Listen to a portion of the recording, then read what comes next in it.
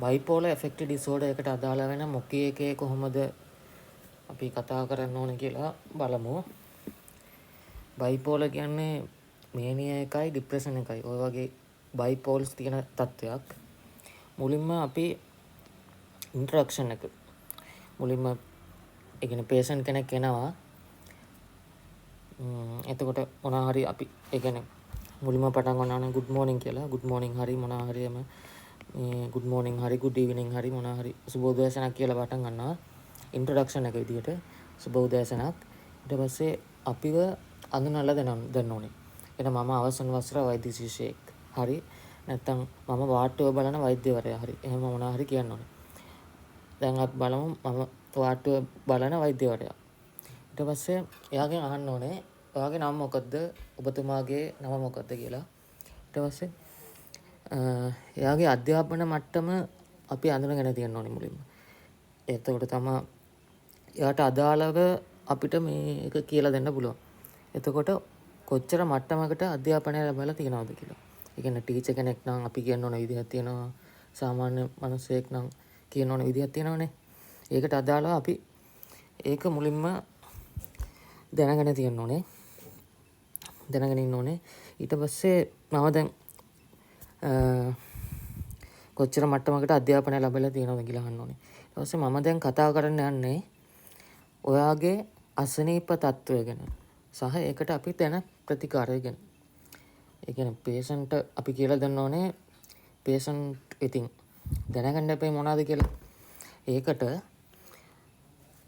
එයාගේ අසනීප තත්ත්වය ගැනයි ඒකට එයා බලාපොරොත්තු වෙනවනේ ප්‍රතිකාරය ගැන. එතකොට එයාගේ අසනීප තත්ත්වය ගැනයි ඒකට දෙන ප්‍රතිකාර ගැනයි මම දැන් ඔයාලට කියන්න යන්නේ. ඊට පස්සේ එයාට අවස්ථාවක් දෙන්න ඕනේ. එයාට ප්‍රශ්න ඇති වෙන්න පුළුවන් නේ කොහොමද? ඒවා සෝල්ව් කරගන්න මම කතා කරගෙන යද්දි මොනවා හරි ප්‍රශ්න ආවොත් අහන්න කියලා කියන්න ඕනේ. එතකොට මම නිකන් පටන් ගන්නම්. සුබ උදෑසනක් මහත්මයා. මම වාට්ටුව බලන වෛද්‍යවරයා. ඔබතුමාගේ නම මොකද්ද? ඊට පස්සේ කොච්චර මට්ටමකටද ඔය අධ්‍යාපනය ලැබලා තියෙන්නේ? මම දැන් කතා කරන්න යන්නේ ඔයාගේ අසනීප තත්ත්වය සම්බන්ධයෙන් සහ ඒකට අපි දෙන ප්‍රතිකාරය ගැන. ඊට පස්සේ මම කතා කරගෙන යද්දී මොනවා හරි ප්‍රශ්න ආවොත් අහන්න කියලා කියන්න ඕනේ. අහන්න. ඊට පස්සේ අපි දැන් බයිපෝලර් ඇෆෙක්ටිව් ඩිසෝඩර් ගැන කියනවා දැන්. ඉන්ට්‍රෝ එක හරි දැන්. ඊට පස්සේ BPAD ගැන කියන්න ඕනේ. ඒ කියන්නේ මොනවද කියලා ඒ වගේ. එතකොට මහත්තයා ආවේ මේ සිම්ප්ටම්ස් හින්දා. ඒ කියන්නේ අසාමාන්‍ය ලෙස සතුටු හිතනවද? සතුටු හිතන හින්දා නැත්තම් නිින්ද යන්න නැති එක ඒ වගේ සිම්ප්ටම්ස් ටික කියන්න ඕනේ. ඒ කියන්නේ අපි එයා ආපු කාරණේ අපි ආයෙම කියලා මතක් කරගන්න ඕනේ වගේ. ඒ කියන්නේ මහත්තයා ආවේ එයාගේ සිම්ප්ටම්ස් ටික කියනවා. මහත්තයා ආවේ අසාමාන්‍ය ලෙස සතුටු හිතන හින්දා නැත්තම් නිින්ද යන්න නැති හින්දා එහෙම. ඊට පස්සේ ඒකට අපි මොනවද වෙලා තියෙන කියලා එහෙම කියන්න ඕනේ. ඒ කියන්නේ මහත්තයාගේ මේ හැසිරීම අමුතු ගතියට හේතු වෙලා තියෙන්නේ බයිපෝලර් කියන රෝගී තත්ත්වයේ හින්දා. මේක මනසේ ඇතිවෙන රෝගී තත්ත්වයක්. ඒ කියන්නේ අපේ හිතේ ඇඟේ ඇතිවන රෝගී තත්ත්වය අපිට ඇසින් බලා ගන්න පුළුවන්. හැබැයි මනසේ ඇතිවන රෝගී තත්ත්වයන් අපිට ඇසින් බලා ගන්න අමාරුයි. සමහර දේවල් ඇසින් බලා ගන්න පුළුවන්. හැබැයි මේක ඒක දැනනවා වගේ එතන හැඟීමක් එහෙම ඉන්නේ. ඒ කියන්නේ එතකොට මේක මනසේ ඇතිවන රෝගී තත්ත්වයක්. ඒක වෙන්නේ ඒ කියලා කියන්න ඕනේ. ඒක වෙන්නේ මොළයේ රසායනික ද්‍රව්‍ය වල වෙන වෙනස්කම් නිසා. අපි දන්නවා නියුරෝ ට්‍රාන්ස්මිටර්ස් වල ඇති වෙන පැතොලොජි වලින් තමයි මේ රෝගී තත්ත්වය එන්නේ. හැබැයි මේ පේෂන්ට් කෙනෙක්නේ එතකොට එයාට නියුරෝ ට්‍රාන්ස්මිටර්ස් ගැනයි ඒකේ පැතොලොජි ගැනයි කියන්න ඕනේ නැහැ. මේක මනසේ ඇතිවන රෝගී තත්ත්වයක්. ඒක වෙන්නේ මොළයේ රසායනික ද්‍රව්‍ය වල වෙනස්කම් හින්දා එන්නේ. ඒක. ඊට පස්සේ සිම්ප්ටම්ස් ටික කියනවා. සිම්ප්ටම්ස් සිම්ටම්ස් ටික කොහොමද ඒකට එයාට මේ ඇති වෙලා තියන්නේ එහෙම වගේ. එහෙනම් මේ රෝගයේ මූලික ලක්ෂණය වෙන්නේ මනසේ ස්වභාවය නිතර නිතර වෙනස් වෙන එක. එතකොට මේ නිතර වෙනස් වෙන්න පුළුවන්. ඒකින්ද ඒ කියන්නේ කාලයකදී අසාමාන්‍ය විදිහට සතුටු හිතනවාද. ඊට පස්සේ කාලයකදී අසාමාන්‍ය විදිහට දුක හිතනවා. ඒකනේ බයිපෝලර් කියන්නේ. බයිපෝලර් කියන්නේ ද්‍රව දෙකක් වගේ. ද්විද්‍රව. එතකොට එක කාලයකදී සතුටු හිතනවා, තවත් කාලයකදී අසාමාන්‍ය විදිහට දුක හිතනවා. විෂාදය සහ අධික සතුට වගේ. අර මේනියා ඇන්ඩ් ડિප්‍රෙෂන් වගේ ඔය අන්ත දෙකකට තමයි මේක බෙදිලා යන්නේ. ඊට පස්සේ අධික ලෙස දුක හිතන කාලය අපි කියන්නේ විෂාදය. එහෙමත් නැත්නම් ડિප්‍රෙෂන් කියන තත්වයට ඒක හා සමානයි. ඒ කාලෙට කිසිම වැඩක් කරන්න ඇඟට ශක්තියක් නැතිකමයි, හැම දෙයක්ම එපා වෙන ගතියයි, කන්න පිරියක් නැති ගතියයි වගේ රෝග ලක්ෂණ තියෙන්න පුළුවන්. හරිද? ඊට පස්සේ අධික ලෙස සතුටු හිතන කාලයට අපි කියනවා මේනියා කියලා. මේනියා තත්වය කියලා. ඒ මේනියා තත්වයට එඟට හරිම ශක්තිය වැඩි වගේ තියෙන්නේ. ඒ කියන්නේ විෂාදයේ තත්වයේදී ශක්තිය අඩුම වගේ අවම වගේ තියෙන්නේ. කිසිම දෙයක් වැඩ කරගන්න හිතෙන්නේ නැති එහෙම වගේ. එතකොට මේනියා කියන්නේ ඊට විරුද්ධ පැත්ත වගේ. ડિප්‍රෙෂන් එකට විරුද්ධ පැත්ත. ඒ කාලේ ඇඟට ඇතිතරම් ශක්තිය තියෙනවා වගේ කියලා හිතනවා. ඊට පස්සේ මට ඕන දෙයක් කරගන්න පුළුවන්. ඕවර් කොන්ෆිඩන්ස් වගේ ඕනම රිස්ක් එකක් ගන්න පුළුවන්. ඒ වගේ හිතට දැනෙනවා. ඊට පස්සේ රෑ එළි වෙනකන් උනත් ඇහැරගෙන වැඩ කරන්න පුළුවන්. කට්ට කාගෙන වැඩ කරන්න පුළුවන් කියලා හිතනවා. ඊට පස්සේ අනවශ්‍ය විදිහට සල්ලි වියදම් කරන්න හිතනවා. ඒ වගේ දේවල් මේනියාවලදී ඇති වෙනවා. ඒ කියන්නේ සතුටෙන් ඉන්න වැඩිපුර සතුටෙන් ඉද්දී ඕන දෙයක් කරනවා, මේ සල්ලි වියදම් කරනවා, ඒ වගේ ඉන්නේ. මේකට ප්‍රතිකාර කරන එකේ අරමුණ මනසේ මේ තියෙන අසමතුලිත බව නැති කරලා ස්ථාව කරන එක. මේක ඉතින් අසාමාන්‍ය දේවල් නෙමෙයිව.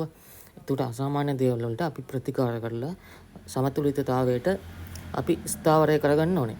ඒකට තමයි මේ ප්‍රතිකාර කරන්නේ. එතකොට බයිපෝලර් එකේ සිම්ප්ටම්ස්, බයිපෝලර් එකේ මොනවද තියෙන පෝල්ස් දෙක. ඒ කියන්නේ මොනවද කියන්නේ? ඒ කියන්නේ මොනවද කියලා අපි දැන් කියලා ඉවරයි. ඊට පස්සේ ඊටියොලොජි එක කියනවා. ඊටියොලොජි කියන්නේ මොනවද? ඊටියොලොජි කියන්නේ මේකට හේතුව මේක ඇති වෙන්නේ ඇයි කියලා හරියටම හොයාගෙන නැහැ. හරිද? ඒත් යම් ඥානමය බලපෑමක් වගේම තවත් සාධක බලපාන්න පුළුවන්. හරිද? එතකොට ඊටියොලොජි එක කියන්නේ මේකට ඇයි මේක ඇති වෙන්නේ කියලා අපි දන්නේ නැහැ. ඒ කියන්නේ අපි දන්නේ නැහැ කියන හොයාගෙන නැහැ. ඒත් ඥානමය බලපෑමක් වගේ සාධක ඇති වෙන්න පුළුවන්. ඊට පස්සේ type of illness and progression එක. මෙයාගේ රෝගී තත්ත්වය ගැනයි මේක type එකයි ඒක progress වෙන්නේ කොහොමද කියන එකයි අපි මෙයාට කියන්න ඕනේ. මේක දීර්ඝකාලීන රෝගී තත්ත්වයක්. මේක ආය මතුවෙන්න පුළුවන්. හරිද? ඊට පස්සේ අපි දෙන බෙහෙත් වලට එක එක අයගේ රෝගී තත්ත්වයන් ප්‍රතිචාර දක්වන්නේ වෙනස් විදිහට. ඒක ඩිපෙන්ඩ් වෙනවා එක් රෝගියෙක් මත. ඒත් අපි දෙන බෙහෙත් හරියට බීලා හරියට ක්ලිනික් ඇවිත් මානසික ආතතිය අඩු වෙන විදිහට හිටියොත් සාමාන්‍ය කෙනෙක් වගේ ජීවිතය ගත කරන්න පුළුවන්. ඒක අපි කියන්න ඕනේ. ඒ කියන්නේ එක් අයට එක් වගේ ඒක රෙස්පොන්ස් කරන්නේ මෙඩිකේෂන්ස් ටික. හැබැයි අපි දෙන බෙහෙත හරියට බීලා හරියට ක්ලිනික් ඇවිත් මානසික ආතතිය අඩු වෙන විදිහට හිටියොත් සාමාන්‍ය කෙනෙක් වගේ ජීවිතය ගත කරන්න පුළුවන්. ඊට පස්සේ මැනේජ්මන්ට් පාර්ට් එක ඒකේ අපි මොන බෙහෙතද දෙන්න කියලා කියන්න ඕනේ. මේකට අපි දෙන්නේ ලිතියම් කියලා මෙඩිකේෂන් එකක්. ඒ කියන්නේ මේ ලිතියම් කියන බෙහෙත මනසේ තත්ත්වය ස්ථාවර කරගන්න පුළුවන් බෙහෙතක්. බෙහෙත් එක්කම මෙයාගේ ලෙඩේ ආය මතුවෙන එක අඩු කරගන්න අලුත් පුරුදු ටිකකුත් ඇති කරගන්න ඕනේ. ඒ කියන්නේ බෙහෙත් මතම යැපෙන්නේ නැතුව අපි මේක මේ අලුත් පුරුදු ටිකක් ඇති කරගන්න ඕනේ මේක ආයේ මතුවෙන එක අඩු කරගන්න. ඒකට අපි මොනවද කරන්න ඕනේ? දවසට හොඳ නිින්දක් ලබා ගන්න එක. ආතතියක් ඇතිවෙන දේවල් වලින් ඈත් වෙලා ඉන්න එක. මත්පැන් මත්ද්‍රව්‍ය අරගන්න නැතුව ඉන්න එක හරිම වැදගත්. හරි නේද? ඊට පස්සේ අපි එයාට මුලින් කිව්වා නේද? ඔයාලට ප්‍රශ්නයක් තියෙනවා නම් අහන්න කියලා. එතකොට අපි ආයේ එක කියන්න ඕනේ. මම මේ කියපු දේවල් වලින් අපැහැදිලි තැනක් තියනවාද කියලා. ඒකට අපි අවස්ථාවක් දෙන්න ඕනේ. එතකොට එයා අහන්න පුළුවන් ප්‍රශ්න. එතකොට අපිට උත්තර දීලා එයාගේ මේක තමයි මොකී එකක් ආවොත් එහෙම කියන්නේ. ඒ කියන්නේ මම සමරයක් විදිහට කියන්නම් මේක.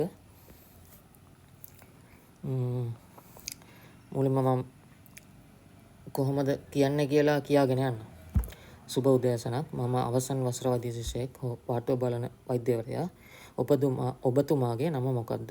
කොච්චර මට්ටමකට අධ්‍යාපනය ලැබලා තියෙනවද? මම දැන් කතා කරන්න යන්නේ ඔයාගේ අසනීප තත්ත්වය සම්බන්ධයෙන් සහ ඒකට අපි දෙන ප්‍රතිකාර ගැන. මම කතා කරගෙන යද්දී මොනවා හරි ප්‍රශ්න આવොත් අහන්න. ඊට පස්සේ regarding bipolar affective disorder මහත්තයා ආවේ mention about the symptoms. මහත්තයා ආවේ අසාමාන්‍ය ලෙස සතුටු හිතන එක නින්ද යන්නේ නැති එකට නේද?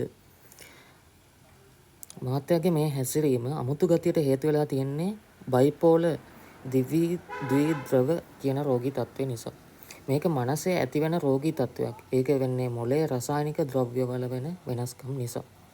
සිම්ප්ටොම්ස් ටික මේ රෝගයේ මූලික ලක්ෂණය වෙන්නේ මනසේ ස්වභාවය නිතර වෙනස් වෙන එක. ඒ නිසා ඒ කියන්නේ කාලකදී අසාමාන්‍ය විදිහට සතුටු හිතනවා, කාලකදී අසාමාන්‍ය විදිහට දුක හිතනවා. අධික ලෙස දුක හිතන කාලය අපි කියන්නේ විෂාදය. එහෙමත් නැත්නම් ડિප්‍රෙෂන් කියන තත්ත්වයට සමානයි. ඒ කාලෙට කිසිම වැඩක් කරන්න ඇඟට ශක්තියක් නැතිකම, හැම දෙයක්ම එපා වෙන ගතිය, කන්න පිරියක් නැති ගතිය වගේ රෝග ලක්ෂණ තියෙනවා. අධික ලෙස සතුටු හිතෙන කාලයකට අපි කියනවා මේනියා තත්ත්වය කියලා. ඒ කාලෙට ඇඟට ඇතිතරම් ශක්තිය තියනවා කියලා හිතනවා. රෑ එළි වෙනකන් උනත් ඇහැරගෙන වැඩ කරන්න පුළුවන්. ඒ වගේ හිතනවා. අනවශ්‍ය විදිහට සල්ලි වියදම් කරන්න හිතනවා. ඒ වගේ ගති මේකේ එන්න පුළුවන්. මේකට ප්‍රතිකාර කරන එකේ අරමුණ මනසේ මේ තියෙන අසමතුලිත බව නැති කරලා ස්ථාවරය කරන එක. next one etiology. මේක ඇති වෙන්නේ ඇයි කියලා හරියටම හොයාගෙන නැහැ. ඒත් යම් ජානමය බලපෑමක් වගේම තවත් සාධක බලපාන්න පුළුවන්. ඊට පස්සේ type of illness and progression. මේක දීර්ඝකාලීන රෝගී තත්වයක්. මේක ආය මතුවෙන්න පුළුවන්. අපි දෙන බෙහෙත් වලට එක අයගේ රෝගී තත්වයන් ප්‍රතිචාර දක්වන වෙනස් විදිහට.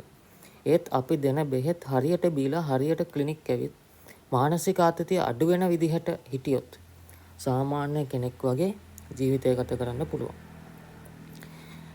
ඊට පස්සේ මැනේජ්මන්ට් පාර්ට් එක. මේකට අපි දෙන්නේ ලිතියම් කියලා මනසේ තත්ත්වය ස්ථාවරය කරන්න පුළුවන් බෙහෙත් එකක්. බෙහෙත් එක්කම ඔයා මෙයාගේ ලෙඩේ ආයේ මතුවෙන එක අඩු කරගන්න අලුත් පුරුදු ටිකක් ඇති කරගන්න ඕනේ. දවසට හොඳ නිින්දක් ලබන්න ඕනේ. ආතතියක් ඇති වෙන දේවල් වලින් ඈත් වෙලා ඉන්න ඕනේ. මත්පැන් මත්ද්‍රව්‍ය අරගන්න නැතුව ඉන්න එක හරිම වැදගත්. ඊට පස්සේ questions. මම මේ කියපු දේවල් වල අපැහැදිලි තැනක් තියෙනවද? Okay, thank you කියලා ඉවර කරගන්න ඕනේ.